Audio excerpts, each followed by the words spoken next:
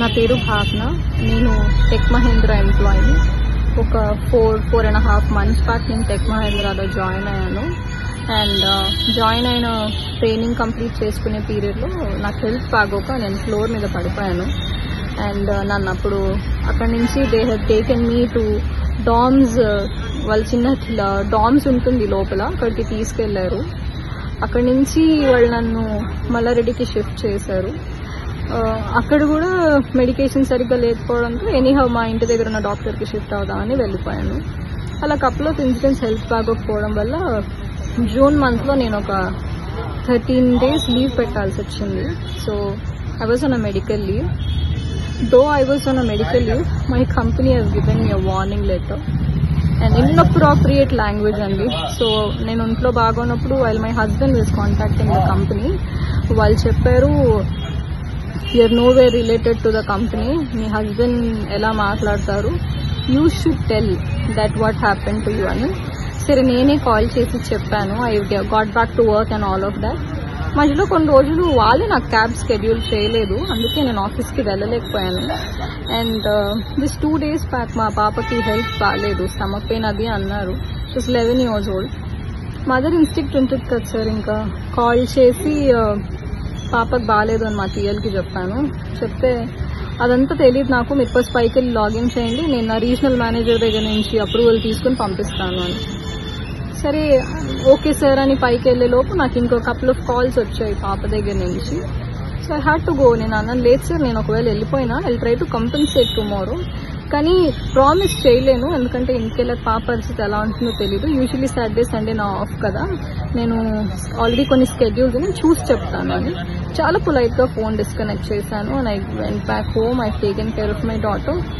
Just పాపకి వెళ్ళగానే డాక్టర్కి కాల్ చేస్తే బేసిక్ మెడికేషన్స్ ఫ్రైడే రోజు ఇచ్చాము. సాటర్డే రోజు properly took her to the hospital.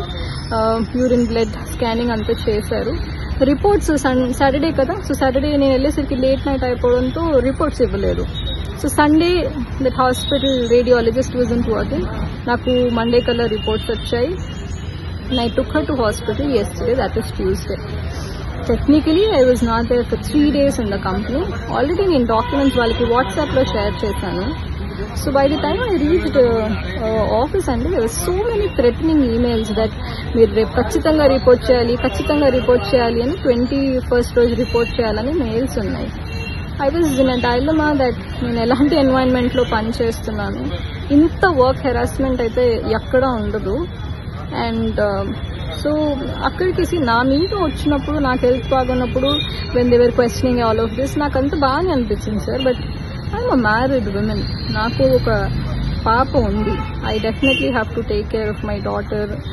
నాకు ఒక ఫ్యామిలీ ఉంటుంది. సో మోస్ట్లీ మార్నింగ్ 12:30 లాగిన్ అంటే 10:30కి క్యాబ్ ఎక్కి ఇంటికి వెళ్ళేసరికి 1 o'clock అవుతుంది. Most of the time we are in Tech Mahindra. And అలాంటి మమ్మల్ని కూడా మీరు పట్టించుకోకుండా ఉంటే ఎలా సార్, అది చాలా తప్పు అనిపించింది. మోర్ ఓవర్ వాళ్ళకి 60 days ఆఫ్ నోటీస్ పీరియడ్ ఉంటుంది. నేను ఇది తప్పించి నేను ఇంకే తప్పు చేసింది లేదు. నాకు ఇమీడియట్ టర్మినేషన్ ఇచ్చారు. So I have the documents with me where I never been lying about my health and all of that. And అది కూడా కాక ఇప్పుడు మోర్ అలార్మింగ్ ఏంటంటే sir, their work culture also is worst అనే చెప్పాలి. నేను ఏ కంపెనీలో వాష్రూమ్కి వెళ్తే అడిగి వెళ్ళాలి అని వినలేదు sir. This is the only company where I heard women వాష్రూమ్కి వెళ్ళాలంటే కూడా చెప్పాలి. ఫ్లోర్ మీద అరుస్తారు ఎక్కడికి వెళ్ళారు అని. వాష్రూమ్కి వెళ్ళాము అని చెప్పలేక అసలు పని ఉండి వెళ్ళాము అంటే ఎక్కడికైనా వెళ్తే చెప్పి వెళ్ళాలి. Sir I'm not comfortable sharing వాష్రూమ్కి వెళ్తున్నాను అంటే బయో బ్రేక్ అని చెప్పండి, లేకపోతే జువితాతో చెప్పండి, ఇంకెవరితోనైనా చెప్పండి. బట్ మీరు చెప్పకుండా ప్లేస్ నుంచి వెళ్ళిపోతే మాకు ఎలా తెలుస్తుంది మీరు ఎక్కడికి వెళ్తున్నారు అని. So much of micro management is being done. అది కూడా that is intolerable sir.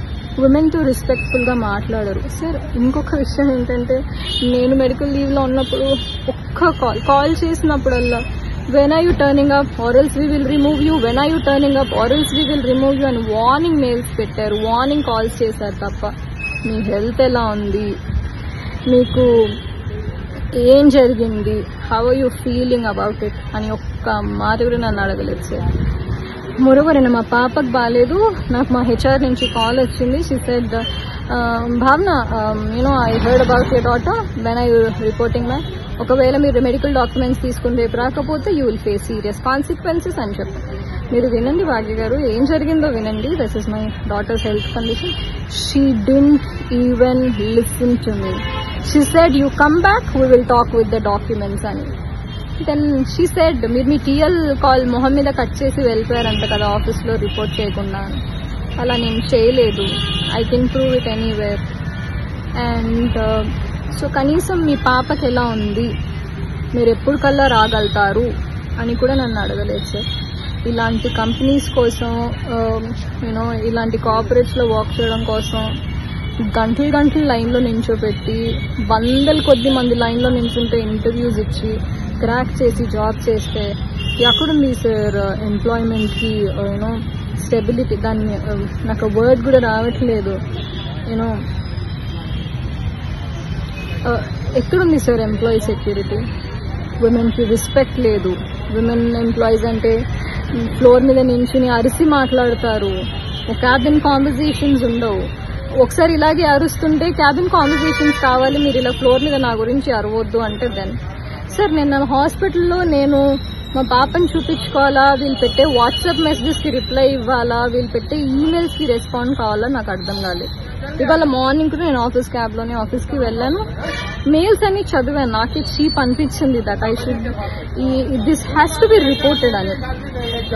So I started reporting in the police station. ఒకటి మాత్రం నిజం, నేను ఒక్కదానే కాదు ఇలా ఫేస్ చేసేది. నేను రోడ్ మీద వచ్చి నించుని నాకు ఇలా జరిగింది అని అంటే నాతో పాటు కనీసం ఇంకో 10 మంది ఆడపిల్లలైనా వస్తారు that they are harassing women like hell అని. సో నా రిక్వెస్ట్ ఏంటంటే దయచేసి విమెన్ ఎంప్లాయీస్ని విమెన్లా ట్రీట్ చేయండి. వాళ్ళకి కూడా ఫ్యామిలీస్ ఉంటాయి, వాళ్ళకు కూడా పిల్లలు ఉంటారు. ఫోర్స్ చేసి రండి కంపెనీకి లేకపోతే జాబ్ తీసిస్తాం అనొద్దు.